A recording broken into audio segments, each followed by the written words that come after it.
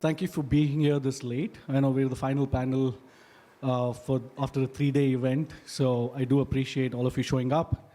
My name is Ashwin Bell. I'm going to act as the moderator for today. I'm going to first allow everyone to introduce themselves, but before I dig in, just a little bit on the topic and what we're trying to cover here. Being an entrepreneur, being a founder, it's sort of a romanticized idea of existence. Those who are not entrepreneurs always want to be. Those who are don't necessarily want to leave. But the reality is, it's actually very, very difficult profession in some sense. It's sometimes very lonely. It can be very arduous, lots of difficult challenges that you have to face in different ways. And usually you don't have a playbook.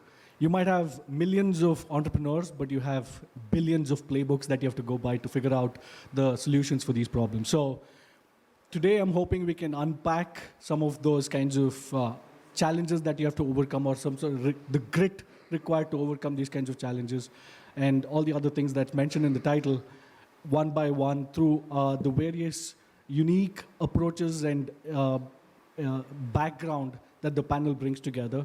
We have folks from different geographies, different fields, and it's going to be very exciting to see their personal stories on how they overcame certain hurdles, had to exhibit grit, and keep things moving forward despite the challenges. So before we begin, considering that this is the last panel, one of our panelists here, Hatem, decided that we need to try something to try and keep you guys awake if you are falling asleep. So I'm going to hand it over to him just as an icebreaker, and then we will continue with the rest of the conversation. Hatem, on to you. Thank you. We've decided to make just a little bit of an icebreaker because I know everybody is tired. This is the last session and the last day. So I want to have a volunteer from the audience. One volunteer before I volunteer somebody. So you better volunteer before I volunteer somebody blindly. Anybody? Anybody wants to be a volunteer? Yes, come over. Thank you for volunteering. A big applause to the volunteer. Okay, you can stay here. Come over. Oh, okay.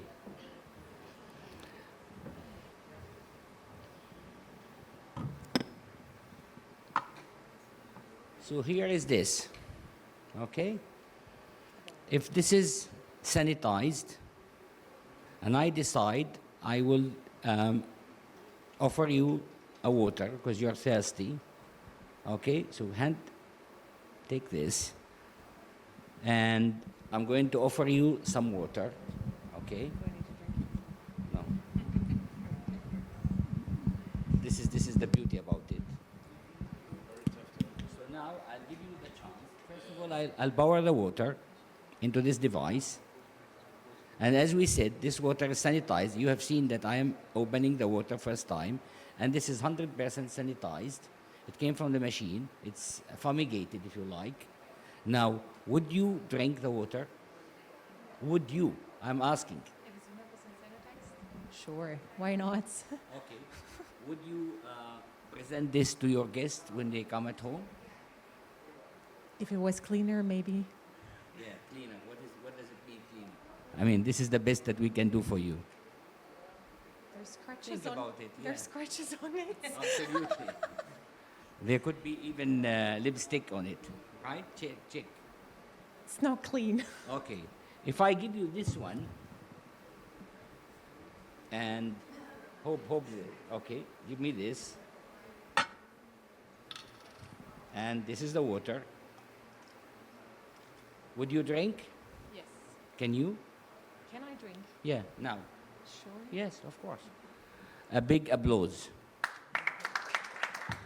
You have noticed one thing, just a second. The first one, she was questioning the sanitization. The second one, no question, because it's a cup. It's made for water. This one is not made for water. She wanted to make sure that it is more sanitized. So the subconscious is driving here to say, well, this is questionable. Can I drink? No, I cannot. Most probably she will not drink, and most probably she will not give this device to her beloved people, right? With this one, she did not say anything. She just drank the water safely. If you are not made to be an entrepreneur, you don't try it. Attending a conference does not produce an entrepreneur. Attending a course does not make you a CEO. What makes you a CEO is that you think about it, reflect about it, see where is your competence. Are you made for this, or it is not made for it? Are you made to be an entrepreneur, a founder, or whatever, or you're not made for that? And that brings us to the passion. Do you have the passion to be so and so or not? This is where we want to ignite in you the potential or the silent potential of your passion so that you can unfold the passion and be sort of, if you like, aligned with your passion so that you can achieve. That is what makes the entrepreneurs or the founders successful. So thank you very much for taking the time. And this is the water, okay? So yeah, finish it. Thank you. All right, so wonderful. Thank you for doing that. We can jump into introductions really quickly so that each of us has a chance to give us our background, give you guys our background. So Hatem, since you had the mic most recently, I'll give it to you first and then we can hand it over there. Okay. So I will be very quick. My name is Hatem Shihab. I'm based in Saudi Arabia. By education, I hold double masters. One is in English literature and the second one, leading innovation and change from the UK. I lead a company called Pride Future Consulting, and we specialize in three major areas. One of them is human capital transformation. The second one is organizational transformation and change management. And the third one is leadership development. And that's me. Thank you. All right, next to you. Thank you. My name's Angelina, better known as Gina by everybody. My love for music and people drew me into the world of events and talent management. And so that's where I am today. We've been doing shows across the world. And today we're here. Thank you. Hi, good afternoon. My name is Thomas Farhofer. This is the Arabic way to write my name. My whole life I loved to help people on one side and moving things and being entrepreneurs somehow. So I combined it. So that's why my background is medical and pharmaceutical. I was working after my study for big pharmaceutical companies and then decided to found my own company structure. So I started, since I'm a German, I started in Germany and founded 2013 over here in Dubai already. And then during the pandemic, so there have been a lot of challenges. I disrupted a lot of stuff and very, very challenging. We will come to that later on. Now we are also in America. And I love very much what I'm doing. We can help a lot of people every day by having a better health and staying healthy as long as possible and helping a lot of people to joining us to go in an exciting way. If it's our employees, if it's our business partners, and if it's peer guys and visionaries to exchange a lot of thoughts and ideas, and it's always exciting. All right. I am Ashwin Bele, co-founder and CEO of Presense. So in a previous life, I was a faculty in the Department of Emergency Medicine at the University of Michigan in Ann Arbor. Right now, I'm in Austin, Texas. That's where the company is based off of as well. Following my stint at the university, I decided to start a startup with a project which was a research project that became an FDA-approved product. So took that through an acquisition earlier this year, and this happens to be my second startup with Presense. We're about 9 months old now, and greatly looking forward to see the journey of how this goes. So thank you everyone for being here again, and let's dive right in to unpack what it means to each of us, the word grit. So I'm sure we've had different thoughts and processes and experiences along the way. We'd love to hear, maybe Thomas, you can go first. What does grit mean to you, and any stories you can share with us? What does grit mean? So for me, you need to know what you really want. First, everybody has to have a goal. So you have to have a goal for your private life, for your individual life. You have to have a goal for, if you are an entrepreneur, you have to have a goal where you want to go. Even if you are an employee in a company, so you have to have a goal. You need to know why you want to go into this company. What is what are you contributing to this company? Why should they hire you? And the same, if you are an entrepreneur or if you are thinking about making your own business, you need to know why you are doing this, and it cannot be the money. And if you have this big why, then you just follow the path, because there will be so many obstacles and hurdles. There will be so many situations where it's not running the way you want, and you need to keep with your vision. And grit means to me, it doesn't matter what comes. You see your vision, you see your why, and you go there no matter what. Of course, you always have to have a plan, but first comes your heart, and then comes your brain and makes the plan. Perfect. I love the first comes your heart. I'm going to go with the story. Being from the event world, every event is a challenge. Every event comes with a challenge. I see maybe a few Indians here who would understand the word jugaad. Jugaad is when you have a problem and your solution has to be something unconventional because you don't have the choice of finding a conventional solution to it. So we were doing an event for the Indian Navy, for the submarine department of the Navy, and we set up everything the night before. We were doing it for 800 senior officers and their wives. We'd set everything up, stage, lights, sound, speakers, the backdrop, everything was done. We finished around 1 o'clock in the morning. We said, fine, we'll be back by 7, because then the wires and things needed to be set up. Went home, went to sleep, put your phone on silent. Woke up at about 5:30, put the phone on, and there were about 60-odd missed calls. That was scary, so immediately checked what had happened. And the Navy, being Navy in Bombay, our naval base is right by the ocean. And there was an unexpected storm that happened. Our background was ripped. Our speakers were full of water. The stage was gone. The carpet was soaking with water. We had a 3 o'clock sound check. And it was scary. And then to top it all, there was another big music festival happening in the neighboring city. So all the high-end equipment had all moved there. There was nothing available within Mumbai. And my commitment to my client was all that mattered, because it's relationship, it's delivery, it's integrity. And, you don't even have time to panic. So we've rushed there. We've seen it was an absolute disaster. There was no way we could get new equipment. Our production guys actually emptied some of our speakers. They emptied 2 buckets of water out of the speakers. And it was, what are we going to do? We just called everyone and says, today no lunch breaks for everyone. Anybody? The heads of department normally got lunch for their men. We said, no, we're getting lunch for everyone. You take lunch 2 by 2, work doesn't stop. We asked the naval officers' wives for their hair dryers. We actually had the speakers opened up. We dried it all out with the hair dryers, because we were concerned 6 o'clock or 1800 hours, the CNC, Chief of Naval Command, was to walk in. Navy doesn't give you room, or any of the military doesn't give you room to mess with timings. And we just went at it. 3 o'clock we had our sound check. 1800 hours we were good to go. To me, that was grit. That was integrity, keeping our word, delivering to our client. And we had the best recommendation letter from the client, from the CNC and his wife after that. So I thought, rather than go into what grit is, I thought I'd just give this example. Yeah. Wonderful. Thank you so much for that story. Hatem, your thoughts on this? No, it's okay.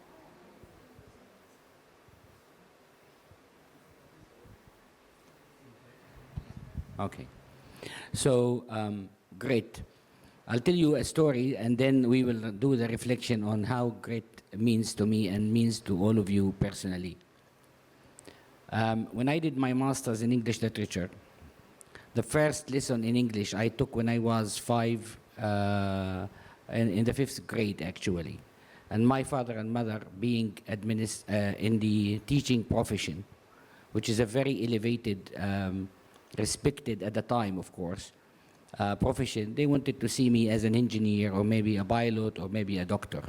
And they were shocked that I decided after the first lesson that I would like to study English. I said, you are crazy. And they were very, very upset with me. But then they could not manage the argument. I decided to study English. So when I went to my teacher, he told me, so what do you want to do in life? I said, I want to study English. Oh, become an English teacher? I said, maybe, yeah. But I want to study English definitely. So I did my bachelor's, I did my master's with flying colors. When I went to the teaching profession, I have not seen what I have seen with my father and mother. Completely, unfortunately, compromised. So after 3 years, I decided this is not the profession for me. Not that I discount the profession or I'm hostile against teaching. It's a very, very great profession. But it has not been the way that I have anticipated it. So I decided to go to the banking sector, which is absolutely against my passion. I don't like mathematics. I don't like banking generally. But because of my English, I ended up in the trade finance department. I utilized my English competency and I became a very successful partner or a very successful, I would say, banker. I worked in the banking profession for almost 10 years. I was very successful, and people, when I was teaching banking and trade finance, they could not believe that I have completed my first master's in English literature. At the time, I did not have my second master's. What I wanted to tell you is that it was a great silence. Grit is not about fight. Grit is about being dedicated to a particular message, to a particular purpose, and there is no sort of, you have to be absolutely relentless, absolutely unequivocally relentless that you want to do something different, and no matter what are the barriers, the hurdles, the challenges that you would face, grit is the driver. Grit is synonymous with fortitude, and it is also synonymous with resilience, with courage, with everything. So the word grit, and I'm sure you have seen a lot of books on grits. One of them is very well known.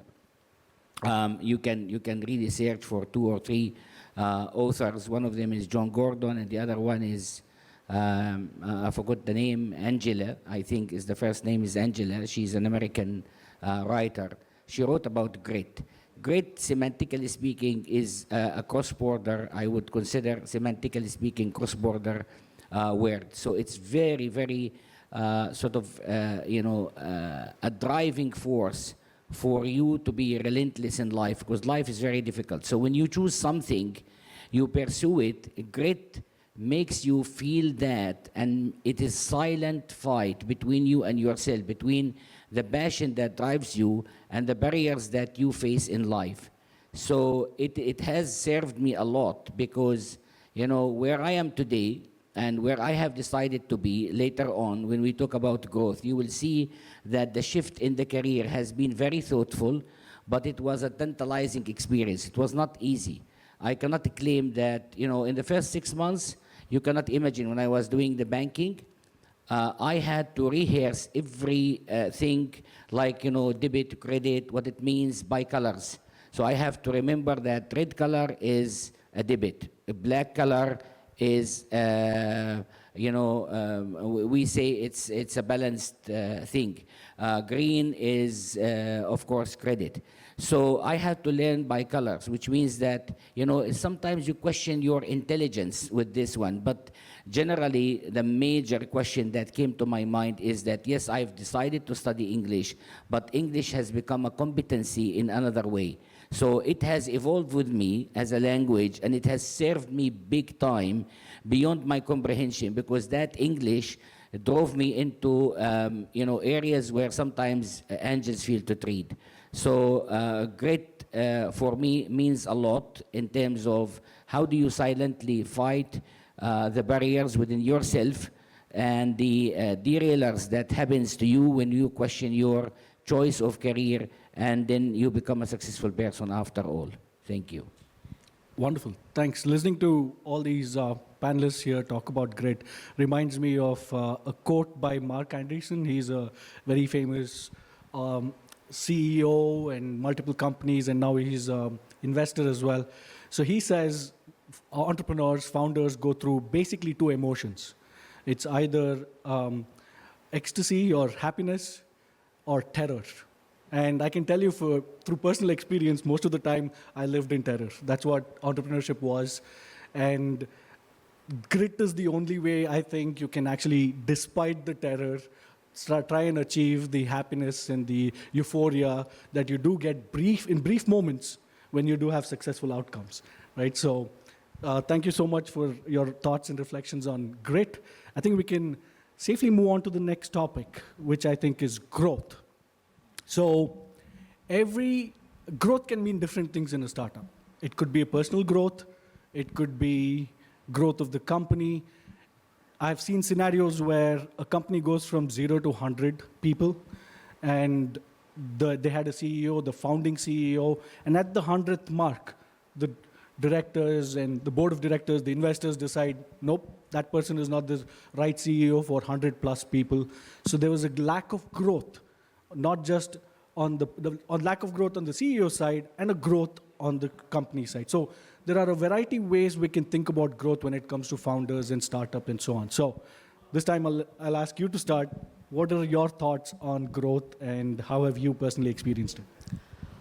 One of the biggest things for us was to build a team that we could trust. Because when things are going sour, and they do, or issues or challenges come up, and your grit is low, then their grit gets you through. So it's always teamwork. Yes, you're the leader, but depending on the situation, sometimes someone else takes over as leader, and that's all right. There are times you need to back off, let someone else do it. They've got a clearer mind. You're under tremendous pressure because you are representing yourself. You're responsible. If there's any mess up, you are answerable. I cannot say my team member or my vendor did not show up or whatever. So I am responsible, and integrity for me is a very big thing. And I think that's what also builds relationships, because then your client knows that they can trust you. I think another big thing is being real. When your client knows that you're being real, you want to really do a good job for them rather than just market yourself or get work for yourself.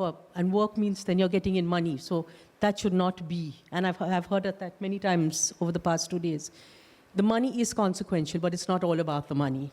The money is going to come. But they need to see that you're real, because they will recognize the fake immediately. And I think we have that ourselves when we're talking to vendors or with some of our staff. So I think it's very important that we build a team whom we can trust.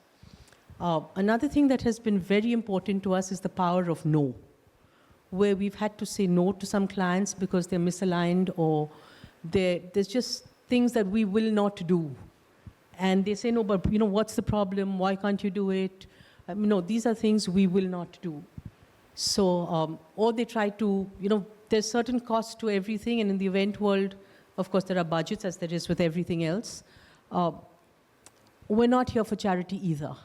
We're happy to help, we're happy to give discounts, but we're not here to shoot ourselves in the feet.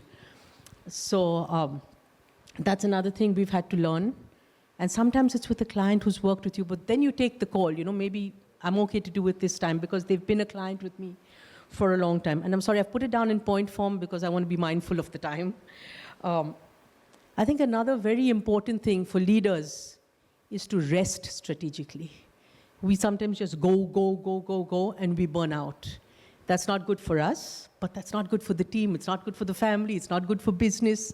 It's very important that we take time off to rest. So for us, again, in the event world, a debrief is very important after every event. And again, it would depend on what you're doing. But for us, debriefing, analyzing the successes, the challenges that came up that we did not foresee. Usually, we will have a plan A, a plan B, a plan C. You try to foresee what could go wrong. And invariably, there will still be something that you have not been able to foresee. So again, debrief, and then if you find that there's a recurring problem, then put systems in place. If this is constantly happening, okay, what can we do to systemize this? So that has been our building blocks for growth in the company. It's worked, and it's working very well, even right now. Wonderful. Thomas? Yeah, growth has a larger meaning to me, actually. So because you have to define, okay, what is growth for you? Because a company or a team, well, let's say a company is growing actually in many, many, many different aspects. First, you have to define where I want to go. So what is the goal of what is the purpose and the goal of your company? This brings you maybe to even a number and saying, okay, so our goal would be to achieve a certain number of revenue, profit, or whatever at the end of the year, at the end of a certain time period. This brings you to growing your team. This brings you to how to grow your clients. So selecting the right clients. What is your target group? What is your perfect client? For which client you are the perfect one? Because if you have a perfect match with your client, they are happy, or they have the highest potential to be happy with you, you are having the highest potential to be happy with your client. Then it's also the individual growth in terms of education, in terms of training. So you might not grow, so it might, for sure, it gives periods. You're not growing in numbers, but you're growing in resistance, you're growing in teamwork, you're building a team. Everybody, especially if you're a leader of a team, you feel, are you a leader? Are they following you? Would they go through fire for you? Are they really loyal, or are they just coming to have their salary? And so there's a lot of different growing. So growing to me is really, I enjoy if the team is growing, if the personalities are growing individually, if our knowledge is growing, if the competence is growing, the client base is growing, the markets maybe might grow. And of course, at the end of the day, most of the time, the numbers grow anyway. Of course, you always have to keep an eye on the numbers, because at the end of the day, we are surviving by being financially stable and resilient. But so this is kind of growth to me. Wonderful. Hatem? Thank you. If you, just for a second, imagine growth without TH, grow, just a simple verb. And, you know, in our coaching profession, we always use the model which is called the GROW, which stands, it's like an acronym, which stands for, G is for goals, R for reality, and then O for options that you would exercise so that you can have different alternatives. And then the last one is the wills, the commitments that you need to do in doing certain thing. In the growth mindset, as a founder, as an entrepreneur, you have the same thing. You want to grow the company, you want to grow your person, you want to grow the revenue, you want to grow the team, you want to grow into the market. So for a second, if you go into the grow, 2 letters would really test your resilience and your commitment, not the goals, because everybody comes with a piece of goals or maybe a dream. I want to do this, I want to do that. So that's the easy part. The real part is when you reflect, either individually or at the enterprise level, where you have to identify what are your realities. Where is you in the market? Where are you in terms of yourself when you stand in front of the mirror as an individual?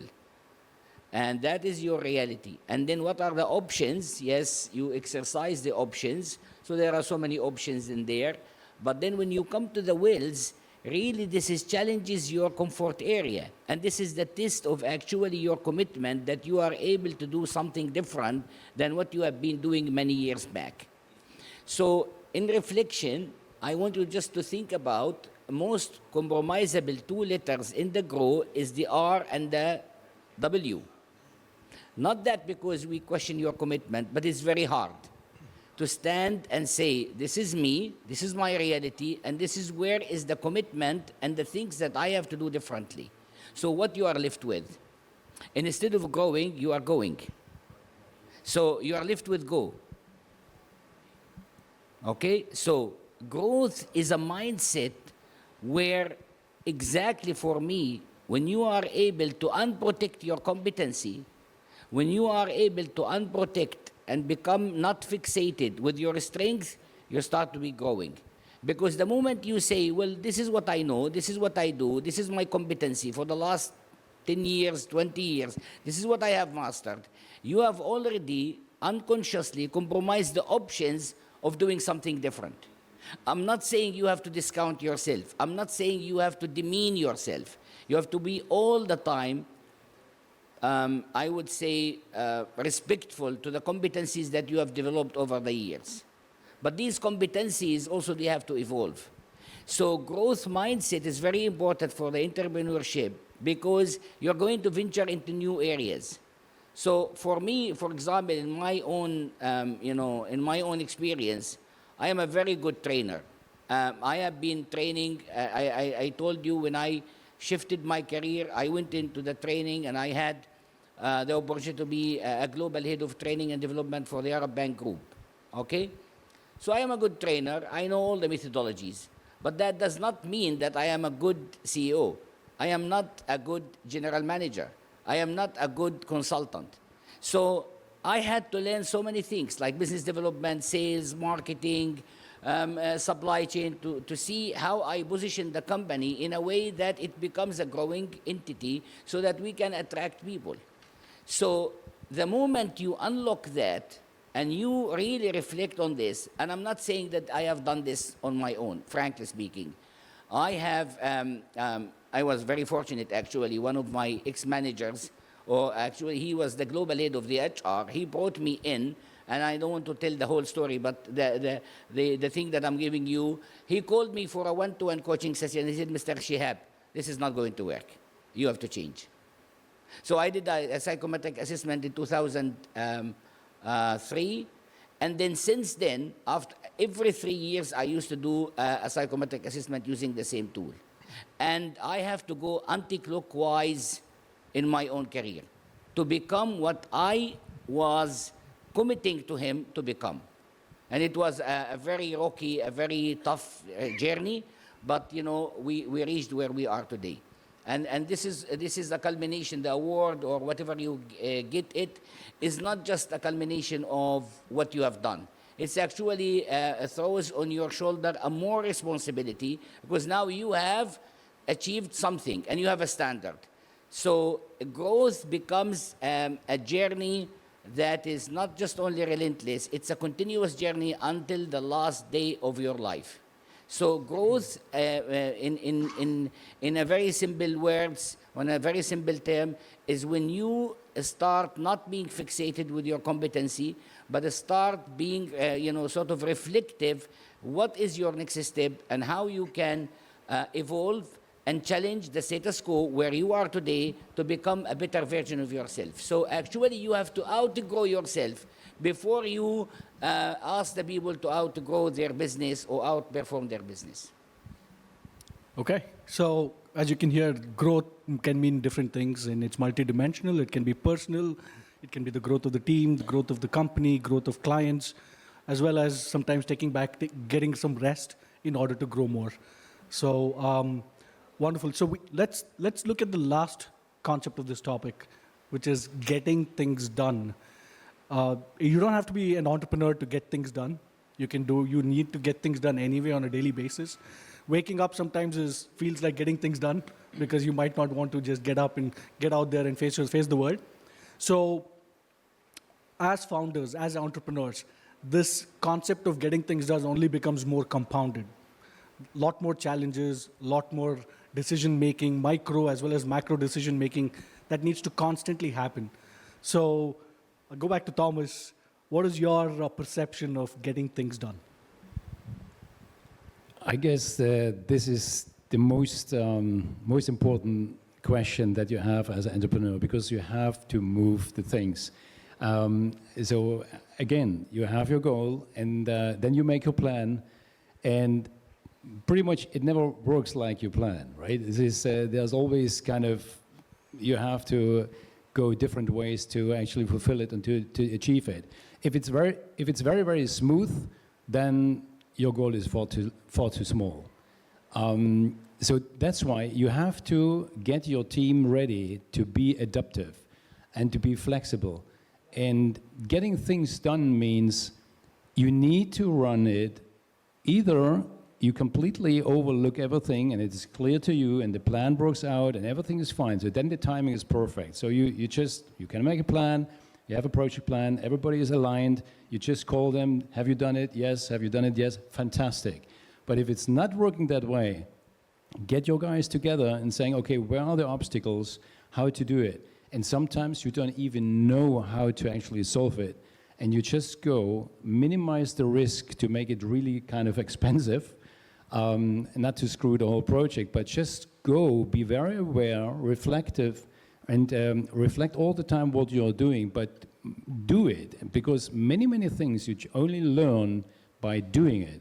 And it's not only that we have to understand that, it is our team, they have to understand it. We have to encourage them to make mistakes, of course, cheap mistakes, but to make mistakes,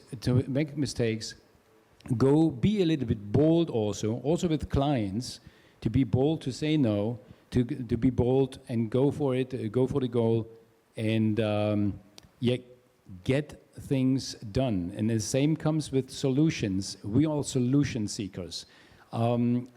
You should not allow that. Of course, if there's an obstacle, if there's a problem, people could name it and they could actually, of course, describe it, look at it, learn from it, and find a solution.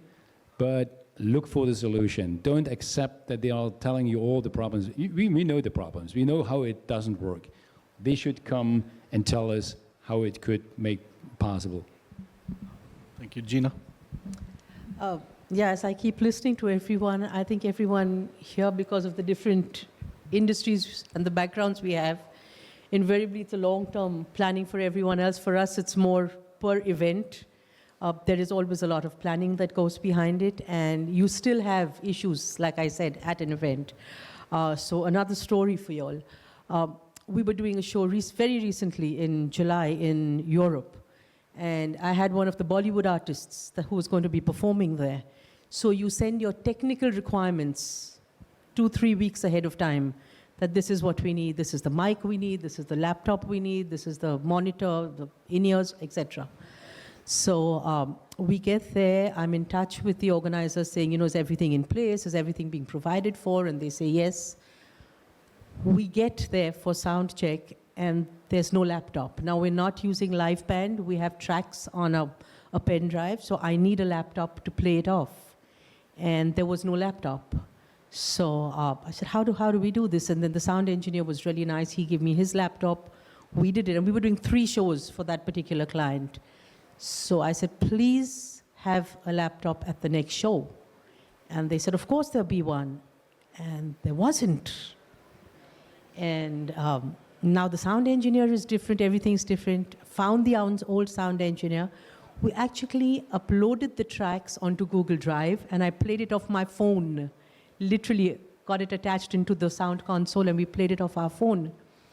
And now we're doing the 3rd show, and we get there, and again there's no laptop. And this time they have nothing. He's plugging it into the console, so I can't see the tracks. And there was a DJ on stage prior to what we would, to our performance. And he was, just use the DJ console. I don't know how to use a DJ console. I've never touched one. I'm not a DJ. And I'm thinking, I'm an artist manager. I'm founder and owner of my own company. And he's just throwing this at me, So I had no choice. I had to learn how to use that console in 10 minutes. I had to learn how to put the thing in, play the tracks of that. By the grace of God, it went really, really well. But it was about getting the job done. It had to get done. I couldn't let the clients down, though they let me down. They let me down big time, because that's not how we operate. But I cannot tell. I could have told them, actually, we're not going to even take the stage unless you get me what I need. But there are people who've come. There's the audience who've come to watch the artist perform. It's just not right. So it's about, again, jugaad, unconventional solutions to a problem that comes up. The grit, you grow as a person because you're going to learn, and then you get the job done. So I just wanted to share that, encourage that there's always a solution, as long as you know that that's what you want. Khatim? Thank you. getting it done, I think this is the moment of truth. How can you bring all the competencies that you have accumulated, all the experiences, the services at your enterprise level, how do you really put an implementable, workable solution for the client? Or maybe for yourself. A couple of months back, I got a call after midnight. Unusually, I was awake, and one of the guys whom we have worked together in a previous consulting organization, he calls me and he said, Hatim, we're stuck. We have this project, and it's a multi-million real project. And we are about to be sacked from this project. Obviously, the client is very upset with us, and we see you as a subject matter expert running a workshop that is led by a very high-ranking officer in this particular client. After midnight, and then I said, so when is the workshop? He said, in a couple of days' time. Maximum, we have 1 week to prepare. And I have to read massive amount of documentation. The project has been going for the last 4 months, and you can imagine there are deliverables, there are a lot of inputs, strategy, documents, and you name it. It's hundreds and hundreds and thousands of pages and presentations. And the consulting, we love to give a very lengthy PowerPoint presentation. At least one PowerPoint presentation is no less than 120 PowerPoint slides. Anyway, to cut the story short, I had to go through everything. And then in 48 hours, I have to submit a roadmap. So the question is that, okay, we want to show them that we can do it in a workable solution, in something that is absolutely, crazy in terms of the time, in terms of the deadline and everything. But then this is the test. How can you give something high quality in 48 hours? At least you have to read. So we literally had sleepless nights. I accepted the assumption and accepted the assignment without even, just we had to do the confidentiality agreement. I was ready to sign it. Actually, he did not have the clear version, so I gave him my version. I signed on the confidentiality agreement. And in 48 hours, I had to read something so that I can come with a high-level roadmap. I'm not saying it's 100% perfect.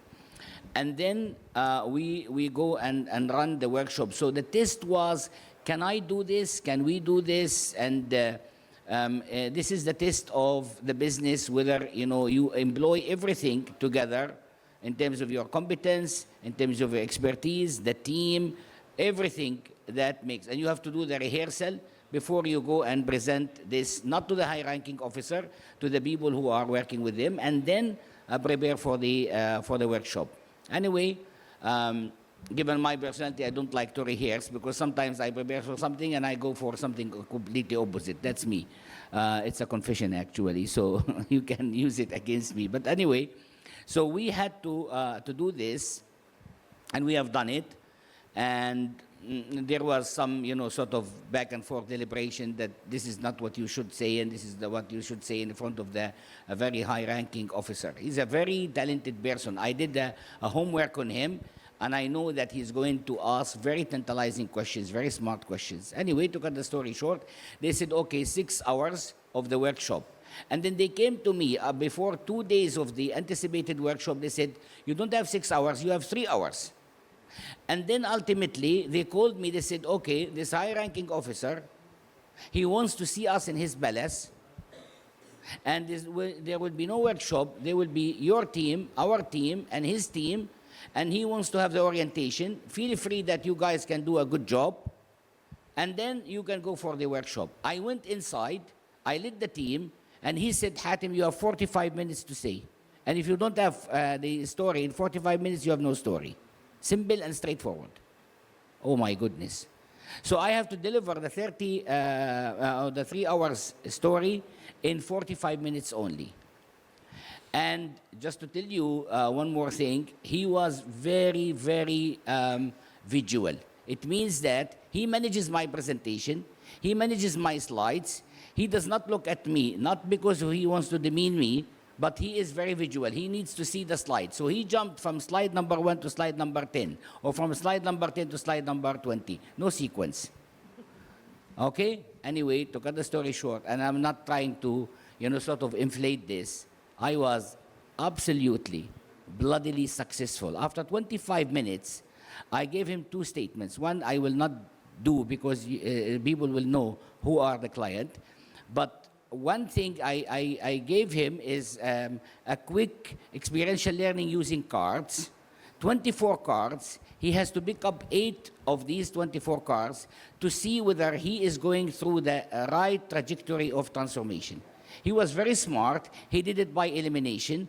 And then I gave him the score in a fraction of a second. He said, how can you do the scoring with the 24 cards? I said, because I did my homework and I got, sort of a coding, color coding. So I know what you have picked up and what you should have picked up. So I looked at the color coding. I just, in less than 30 seconds, I could give him the scale.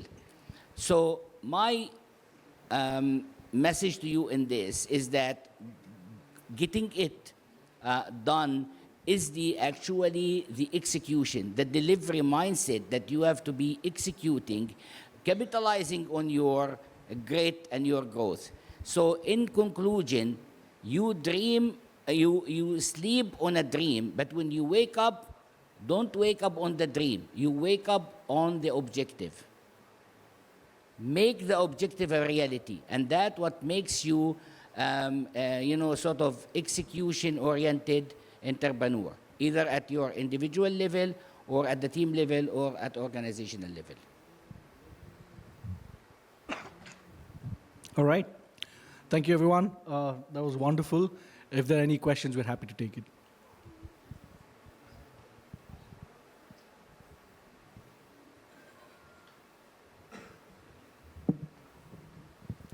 Thank you for all your thoughts. I'm really enjoying listening to this topic. It got me wondering around, so the grit, the growth is like the process, but before the process is like the plan, right?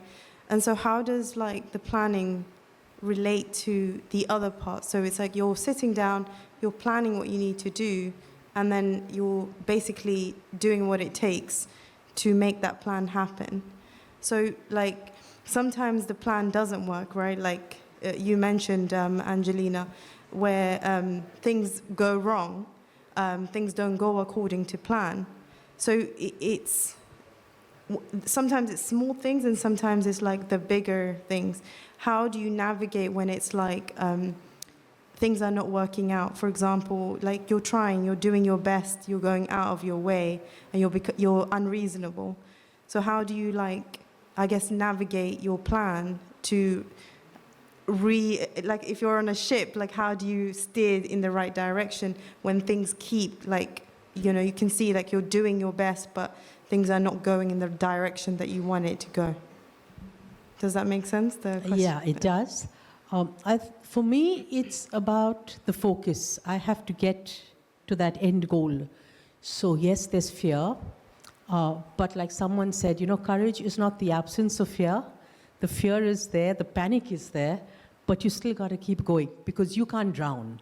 You're in the storm, you have to swim, and you have to find the solution. And that's where, again, teamwork comes in, because sometimes you can go blank and someone else comes up with a better idea, or you come up with the idea and then everyone says, okay, this is going to work or this is not going to work. But it's the focus as to where I need to get. So come what may, we need to get there. So that's where we're going to go.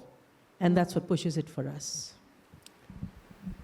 May I would add something regarding the plan. Of course, you need a plan. You need a plan, and you always, I would recommend, you always have to have the plan B, because most of the time you are not reaching there straight. So you need to know, okay, you have to be kind of a risk analysis and saying, okay, so what could happen? What would we do if this happens? Maybe you have a very, very important employee and he got sick, and you have to jump. But sometimes even yourself have to jump in. So you need to have a plan B. So, or maybe sometimes even a plan C. It depends how complex the project is. So, but always have a plan, talk to your guys and saying, okay, what if, and have the devil's advocate in your team and saying, okay, so, okay, this is fine, this is your dream, but what if something happens like this, like this, like this, like this? Challenge yourself, reflect yourself. And as you do your budget plan, you say, okay, so this is my best case, this is my medium case, this is my worst case, and it still has to work. If I may just add one more thing to what he was saying. Sometimes when you plan these things and you have these outcomes, expected outcomes, and you start noticing it's not going towards the expected outcomes, it's the expectations that can hurt. And so I would, and especially if the plans are complex, right? What has helped me in the past is some vague plans or vague statements of goals usually means they're complex and they're not ill-defined.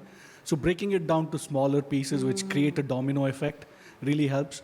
So it takes a lot of effort to simplify complex things. It's actually easier to tackle complex things without a plan than it is to tackle small, make it smaller, breakable, biteable portions, and then work towards that complex plan that you have in its entirety. So that's one advice I would give to founders and entrepreneurs out there. Keep it simple. I mean, it's always going to be complex, so try and keep it simple. Thank you, guys. Appreciate it.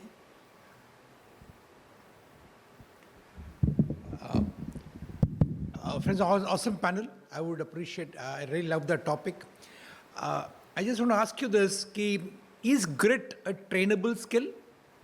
And I would also like to ask this enlightened panel, and how trainable is it to the team? Or is it only restricted to the founder?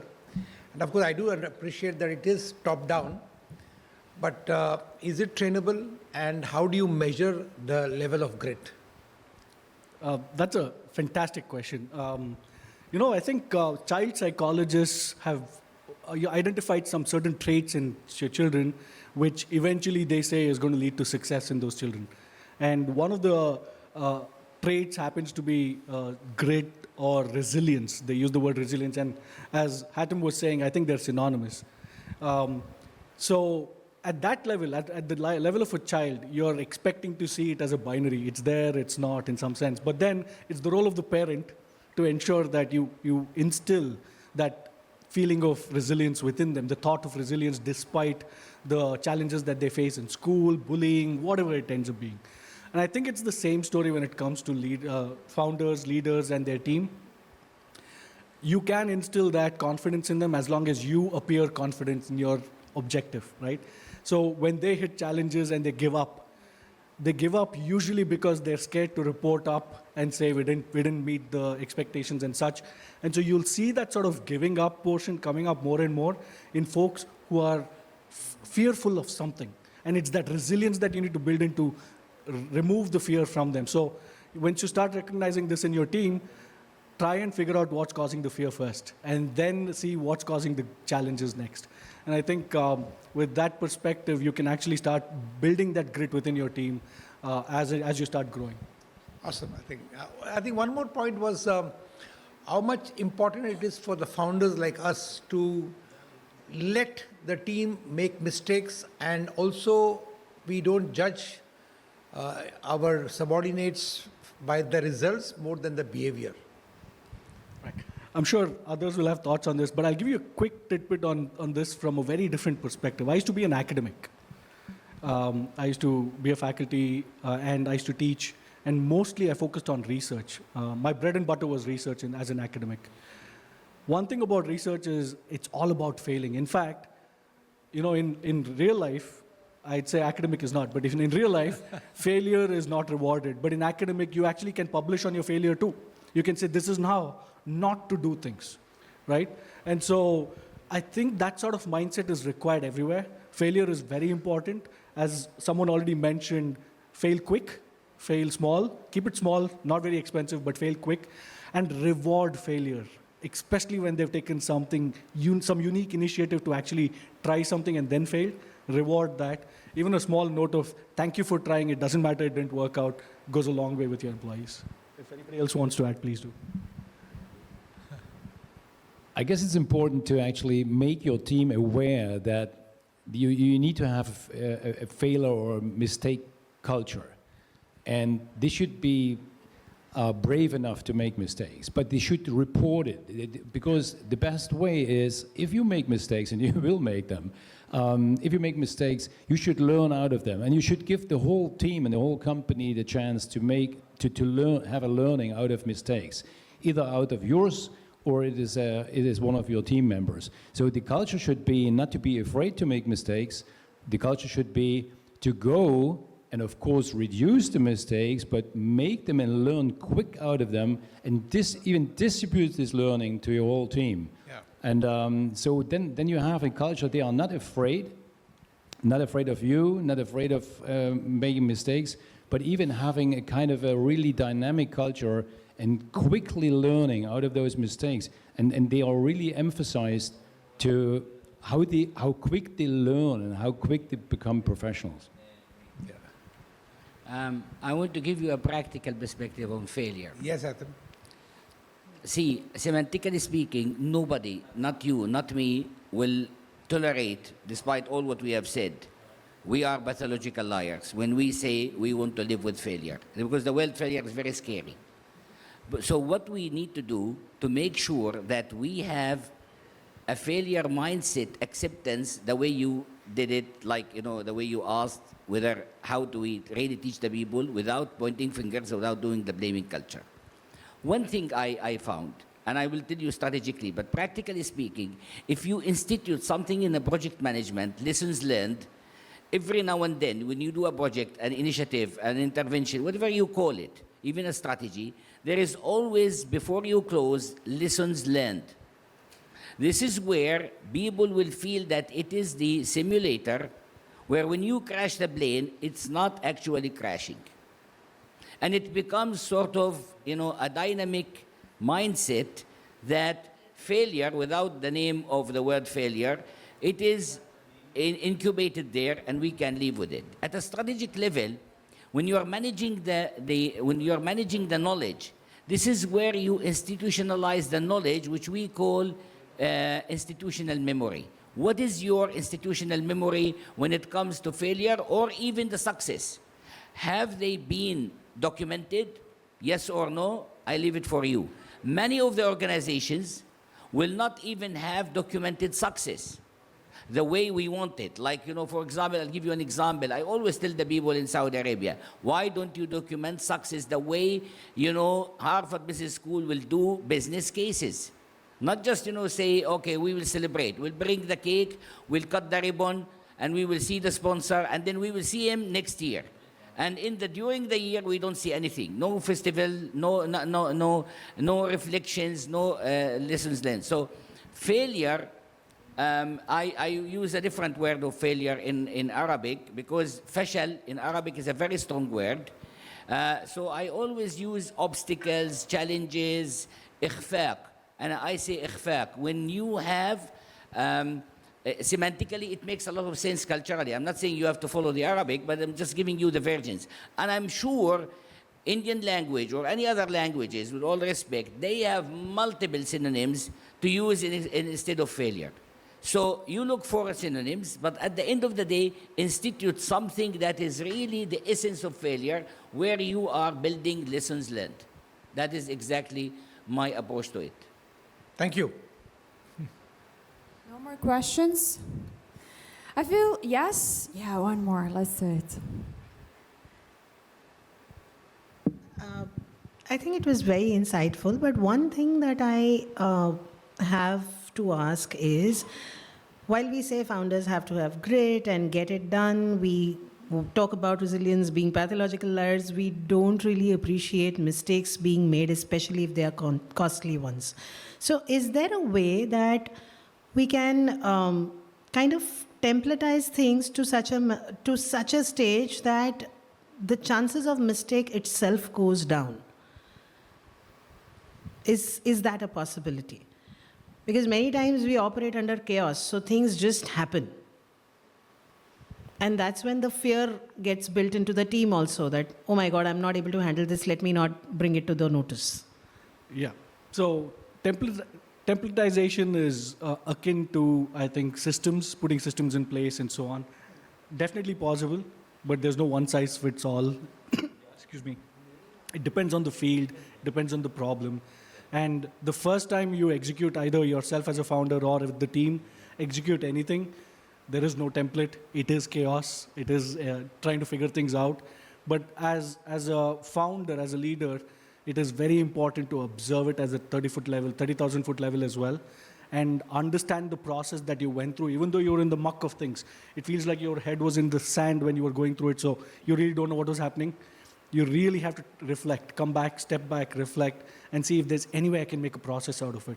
Is there any way I can delegate some of this to somebody else who can do this better because we struggled or we didn't do it effectively enough, etc. So it really is two things I can say: create templates, but then do so every now and then, step back, take a breather, take a vacation. She said rest. That's an absolute way of figuring out whether you have done something well or not, and can you do it better next time.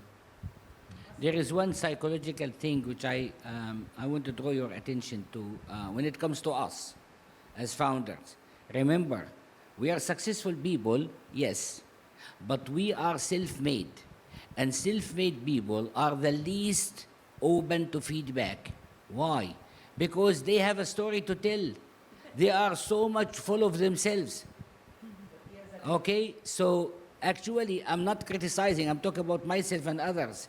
So that's why I told in many of our deliberations, Somerset Maugham, he's a very famous English writer, he says when somebody asks you for criticism, he's actually asking for praise. So when we deal with people, when I deal with people who are entrepreneurs or very successful family business people, they are billionaires, not millionaires. They have made a fortune. So they say, Hatim, what the hell you are doing? Are you teaching us leadership?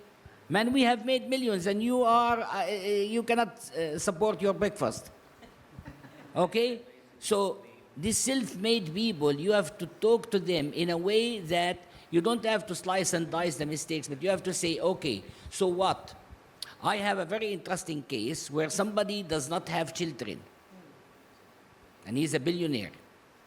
So where is the succession planning? It's not there. So when somebody walks into his room and he talks, and we know that this is a real story, they were talking about succession planning. He wanted to really kick them off. They really deserve a Texas boots because they're stupid. There's no succession planning in this case. There is a legacy planning process. What is the legacy where people remember you?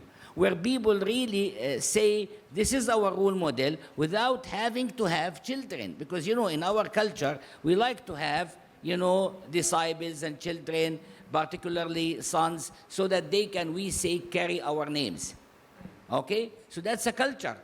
You cannot just defeat it. You cannot just discount it. So back to your point, it's absolutely valid question, but the way we approach it, it has to be not one size fit all formula, but we have to look at, are we really putting this in the right direction or not? So the consultant will go for succession planning for this particular thing because we want to do 1, 2, 3, 4. Stupid.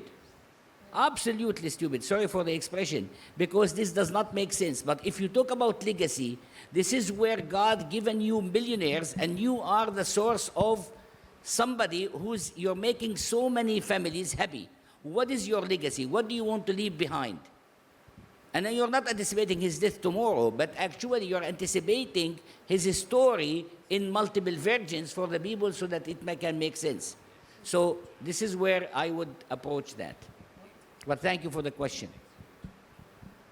I would like to add something to answer your question. I'm coming from the medical field, very regulated, on purpose.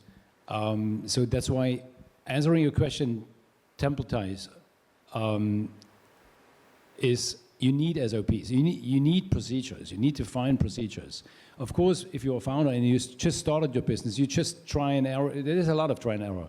But as soon as you make those errors and as soon as you make your experiences, write it down how it works. Write it down how it doesn't work, write it down how it works. And then make standardized procedures. If you hire someone new, he should follow this procedure. And the more you define those procedures, the more you come in a very professional let's say, flow, and it looks professional also if you hire new people and you train them differently then, because you train already what works and what doesn't work.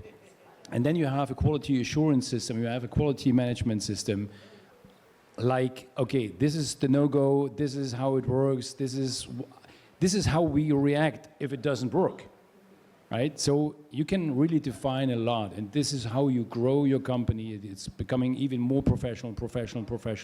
It doesn't work at the beginning, but this is also a kind of a part of growing.